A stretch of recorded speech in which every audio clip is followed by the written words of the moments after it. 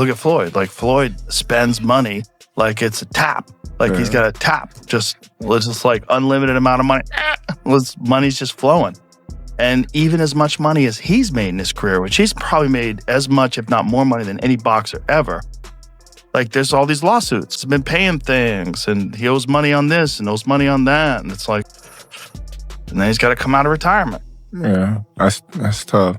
Yeah. That's tough. I think it's just the lifestyle that Floyd lived. Yes. I think he can't fathom to just live a modest lifestyle. It's like he got to be lavish. Right. He's got to have those videos where he shows you all the watches, where he opens the case up, you know. All the money. You got to show that he got $1 million in his backpack. And, you know, he got the latest watch and the latest car and look what I just bought. And when you get into latest watches and latest cars, you get into that, like, boy, that money goes quick. Yeah. Bugattis are like 3 million. There's watches that are 3-5 million. That's crazy. So you buy a watch and a car, you're down 10. That's nuts. Joe Rogan didn't exactly stay silent when Floyd Mayweather's real estate claims came up. During a podcast discussion, he openly questioned the numbers and said that the story being presented didn't really add up. Rogan pointed out that there is a big difference between what is claimed publicly and what can actually be verified through records. In his view, flashy statements about owning massive amounts of property need proper proof, otherwise they remain just claims. And one of the reasons why people watch him fight is not because he's like Mike Tyson, just goes out and destroys people. They like watching him fight because they hate him.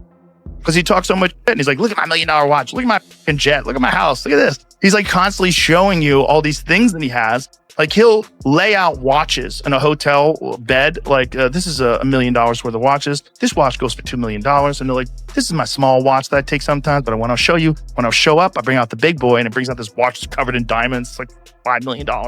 And so you hate him. And that Floyd owes like $1.4 million in jewelry debts, that Floyd owes like hundreds of thousands of dollars in rent for a private New York apartment. His private jet fuel, he's not paid hundreds of thousands of dollars worth of fuel and maintenance. He put up one of his jets that I think he even sold, but one of his jets and I want to say one of his properties, like one of his homes, up as collateral for a $54 million loan from an individual, from a billionaire that had a 9% interest on the loan. This moment led to a bigger conversation about Floyd Mayweather's long-standing Money Mayweather image. Over the years, Floyd has built a powerful public persona based on extreme wealth, luxury cars, designer watches, private jets, and a lifestyle that represents financial dominance. However, some reports and discussions from business media suggest that the reality behind this image may not be as simple as it looks, creating debate about how much of it is image and how much is reality. To the IRS, how much does he owe? It's in the $20+ million range. It's a lot of money, man. But it's not something that he's been, it's not like deception. No. It's just neglect to pay. Neglect. And it's also like, I think, and there is like a truth to this. He makes so much money. There's probably a point when they're like, hey, it's time to pay your taxes. And you go like, all right, here's a check for $25 million. That's an incredible amount of money. And then they go, that's true, but you owe 50 more. And he's just like, that can't be right. You know I've what's given not you good? $25 million. Yeah, he's bought over 100 luxury cars from the same dealer and always pays in cash. He has $15 million worth of cars. Congrats. You can sell. According to Business Insider reports mentioned in the discussion, some of Mayweather's commercial properties have reportedly faced financial trouble, including foreclosure-related issues. There were also claims involving his Las Vegas strip club property, which was allegedly at risk due to unpaid taxes. In addition, lawsuits connected to unpaid luxury purchases such as high-end watches and jewelry have also been reported. While these claims have been widely discussed, Mayweather has denied or disputed several of them. Floyd Mayweather is made, and because he's the best in the history of pay-per-view at making sure that the money ends up in his pocket. He is or has been a businessman as an athlete that almost doesn't have a peer because he owns all his own stuff as an independent. Your spending has to be so fiscally irresponsible to lose the amount of money that Floyd Mayweather has lost that it is almost beyond anything that is reason. It's not merely fiscal insanity. It's something that doesn't make any sense to me. Right. And another sign of him maybe in financial trouble is, as of February 2026, Floyd Mayweather has initiated a massive $340 million lawsuit against Showtime Networks and former executive Steven Espinoza.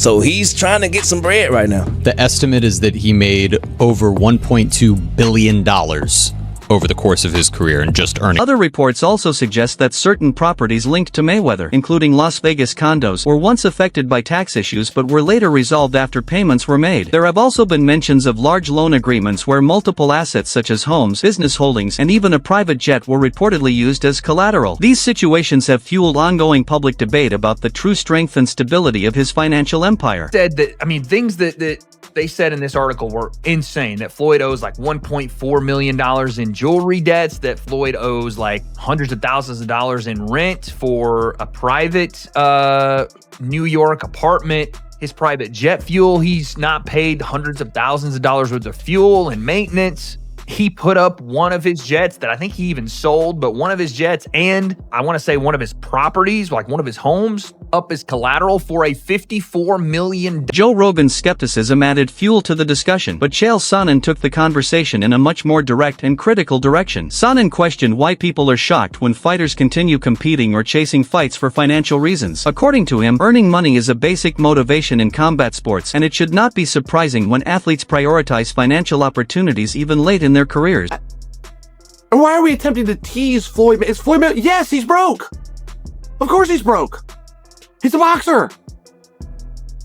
Did they say can't read? That's not to tease him. They say that he can't read. His best friend at the time said that he can't read, and he never denied it. I don't tease him for it. He was a guy who grew up in a boxing gym, right? It's one of these things. You know what you know. You know what you were taught. I didn't teach him about contracts. I didn't teach him about saving. I didn't teach him about investments. Who would have taught him these things? Of course he's broke. Sonnen also shifted the focus toward how boxing earnings are reported and marketed. He criticized the way massive pay-per-view numbers and fighter payouts are often announced, suggesting that many of these figures come from promotional claims rather than fully verified financial data. In his opinion, without official confirmation from reliable sources, many of these big earnings should be treated carefully rather than accepted as absolute truth.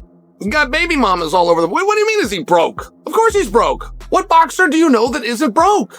What a ridiculous question. But it's the fact that they're attempting to tease him. I mean, first off, they're asking the question. Look, I've told you until I'm blue in the face. The numbers that you hear in boxing simply aren't true. Floyd made $1 billion. No, he didn't. Floyd and Conor made $500 million. No, they didn't. Of course they didn't. Nobody's ever confirmed that. And it's the same thing with the check. I got $100 million for a fight. Oh, you did? Who signed the check? Whoever signed the check is going to want credit for it. There's never been a time that $1 million check was written and the dude that wrote the check didn't make sure that somebody found out he wrote the check. So who wrote the check? Floyd's got a whole bunch of them, apparently. He got $1 billion. Who wrote the check? Sonnen further expanded his argument by highlighting how chaotic the business side of combat sports can be. He pointed out that fight negotiations, contract disputes, and overlapping announcements often create confusion for fans. According to him, timing and promotion strategies play a huge role in shaping public perception, sometimes even more than the actual fights themselves. In the end, he suggests that boxing is not only about athletic competition but also about business strategy, media narratives, and controlling the story outside the ring. And I'm only sharing with you, like, the numbers aren't what you think they are, right? The numbers are good and they made a lot of money, but it's not what you think it is. And yeah, of course Floyd's broke. Would you be boxing if you weren't? And it's very tough to be